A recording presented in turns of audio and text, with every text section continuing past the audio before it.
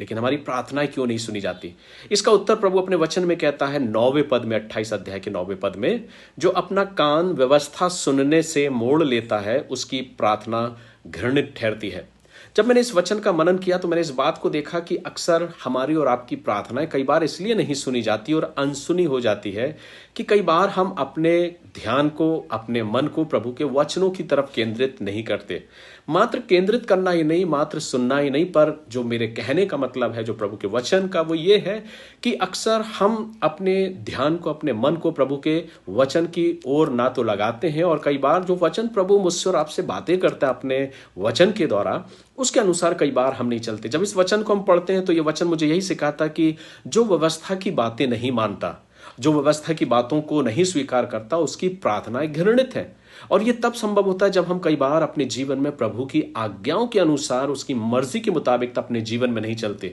सो ये प्रश्न मेरे जीवन में आज, जिसका प्रश्न का जवाब हम और आप कई बार ढूंढते हैं, हमारी प्रार्थनाएं क्यों नहीं सुनी जाती, तो ये मेरे जीवन के लिए एक एनालाइज करने का एक मौका है, जांचने का मौका है, परखने का मौका है कि क्यों, आखिर कहीं ऐसा तो नहीं कि मैं प्रभु की आज्ञाओं के अनुसार अपने जीवन को नहीं स्वीकार कर रहा या नहीं जी रहा, या मैंने परमेश्वर की व्यवस्थाओं को अपने जिंदगी में नहीं मान रहा। वो बहुत सारी बातें हो सकती हैं जब हम वचन को पढ़ते हैं। लेकिन जब वचन को हम देखते हैं तो प्रभु का वचन ये भी मुझे सिखाया कि मात्र होठों से प्रार्थना करना ही पर्याप्त नहीं। अक्सर हम कहते हैं कि आइए हम प्रार्थना करें, अपने सिरों को झुकाएं, और हम प्रार्थना करने का हम अपने मन को तैयार करते हैं, लेकिन सिर्फ मात्र होठों से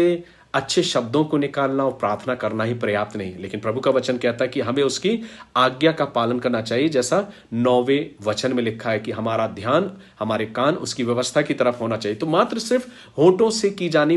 जाने वाली प्रार्थना ही स्वीकार्य नहीं होती। उसके साथ ही साथ प्रभु यह चाहता कि सिर्फ हम अपने होठों से प्रार्थना न करें, पर हम परमेश्वर की आज्ञाओं का सम्मान करें, उसकी आज्ञाओं के अनुसार अपने जीवन को जिए, उसकी आज्ञाओं के अनुसार अपनी जिंदगी को व्यतीत करें। सो जब हम इस प्रकार से अपने जीवन को चलाते हैं तो प्रभु हमारी प्रार्थनाओं को सुनता है। अक्सर हम ये सोचते हैं कि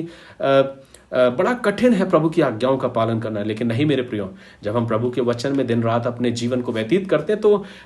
हम इस बात को देखते हैं कि प्रभु की उन आज्ञाओं को और उसके अनुसार अपने जीवन को चलाना बहुत सरल है, बहुत आसान है। और मैं ये विचार आपके बीच में इसलिए साझा करना चाहता हूं क्योंकि मैं इससे आशीषित हुआ, और जब आज दिन भर मैं मनन कर रहा था तो मैंने इस बात को सीखा कि हमारे लिए इतनी कठिन नहीं है प्रभु की आज्ञाओं। जब हमारे लिए जरूरी है कि सिर्फ हम प्रभु की आज्ञाओं को माने और उसके अनुसार जीवन को जिए, तो हमारी